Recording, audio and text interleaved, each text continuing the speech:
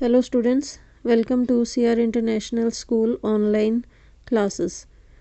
This is class 6th science chapter 10 motion and measurement of distances.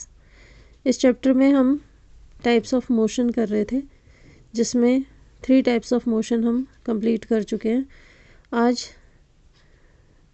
Rotatory motion, oscillatory motion, vibratory motion, periodic non periodic motions के बारे में हम जानेंगे. So students, let's start with oscillatory motion.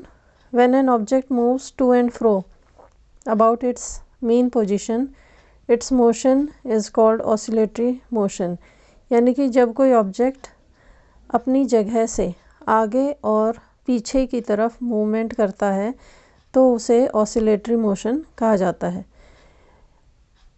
Oscillatory motion में object पूरी body के साथ आगे पीछे मूव करता है. फॉर एग्ज़ाम्पल, यदि हम एक धागे से एक पत्थर को बांधते हैं और उसे हिलाते हैं तो वो आगे पीछे मूव करके इस मोशन की मूवमेंट शो करता है.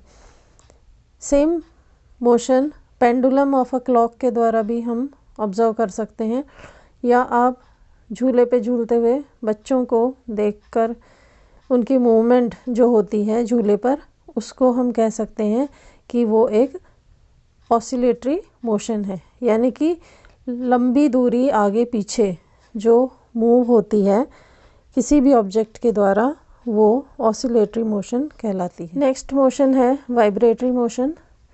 वाइब्रेटरी मोशन हम गिटार के जो तार होते हैं उसमें ऑब्ज़र्व कर सकते हैं. जब हम किसी भी गिटार के स्ट्रिंग को पकड़कर हिलाते हैं तो उसकी जो मूवमेंट होती है ऊपर नीचे, वो वाइब्रेटरी मूवमेंट होती है. यानी कि जो मोशन उसके द्वारा दिखाया जाता है ऊपर नीचे मूव होके, उसे वाइब्रेशन कहते हैं. When an object moves in such a way that a part of an object always remain fixed and does not move, while the rest of the object moves to and fro in a definite pattern, its motion is called vibratory motion. यानी कि यहाँ पर इस picture के द्वारा आप समझ सकते हैं कि जो दो तरफ से बंधा हुआ तार है, यदि हम बीच में से उसे पकड़ के छोड़ देते हैं तो उसकी मूवमेंट एंड पॉइंट्स पे तो सेम रहती है, मीन्स वहाँ पर कोई मूवमेंट नहीं होती. लेकिन जो मिडल पार्ट है वहाँ पर आपको जो वाइब्रेशन है, मूवमेंट, छोटी और रैपिड मूवमेंट जो होती है तार की, वो देखने को मिल सकती है. इसमें ऊपर नीचे तार का होना इस मूवमेंट को शो करता है. तो इस तरह की जो मूवमेंट स्ट्रिंग, गिटार के स्ट्रिंग या सितार के स्ट्रिंग के द्वारा शो की जाती है, उसे वाइब्रेटरी मोशन कहा जाता है. इसमें झूले की तरह ही मूवमेंट होती है, लेकिन झूले में जो झूला होता है वो आगे पीछे लंबी दूरी तय करता है, लेकिन वाइब्रेटरी मोशन में जो तार होती है वो बहुत जल्दी ऊपर नीचे मूव करती है और छोटा डिस्टेंस कवर करती है. इस कारण से ये वाइब्रेशन कहलाता है. क्लियर. 6 टाइप है पीरियोडिक मोशन. पीरियोडिक मोशन वो मोशन होता है जो अपने आप को रिपीट करता है एक रेगुलर टाइम इंटरवल में.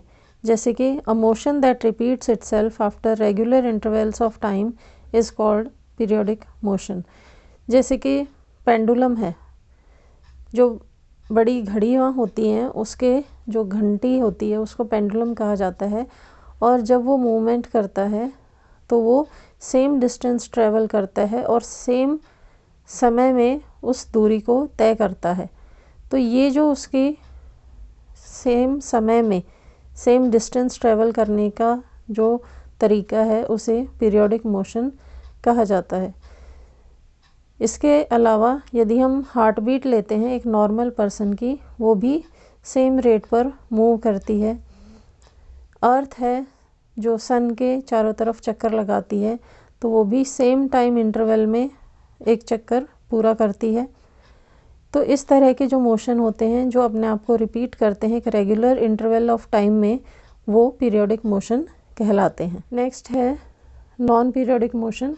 नॉन पीरियोडिक मोशन जो होता है वो अपने आप को रिपीट नहीं करता सेम इंटरवल ऑफ टाइम में, तो उसको हम नॉन पीरियोडिक मोशन कहते हैं।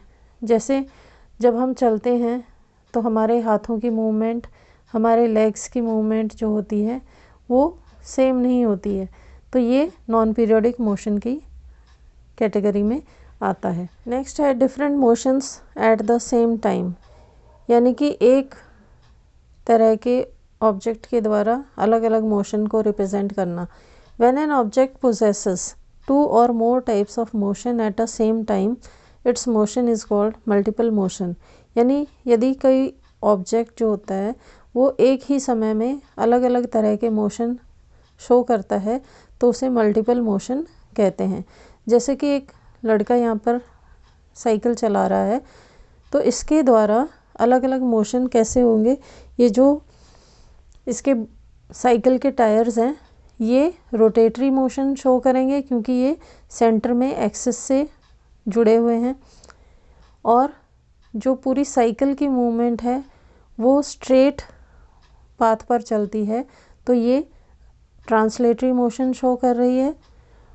और जो पैडलिंग है वो भी एक टाइम इंटरवल के द्वारा रिप्रेजेंट होती है। तो ये अलग अलग जो पार्ट्स हैं एक ही बॉडी के द्वारा शो किए गए, ये सेम टाइम में डिफरेंट मोशंस को रिप्रेजेंट कर रहे हैं, और इस पिक्चर के द्वारा हम इस मोशन को क्लियरली समझ सकते हैं कि एक साथ कई मोशंस एक ही ऑब्जेक्ट के द्वारा शो किए जा सकते हैं। नेक्स्ट जो इस डायग्राम में शो किया गया है, the earth rotates about its axis, तो ये रोटेटरी मोशन शो करती है जब अर्थ अपनी ही धुरी पर घूमती है, और जब वो सूरज के चारों तरफ चक्कर लगाती है तो वो एक सर्कुलर पाथ फॉलो करती है, तो उसका एक सर्कुलेटरी मोशन हम देख सकते हैं।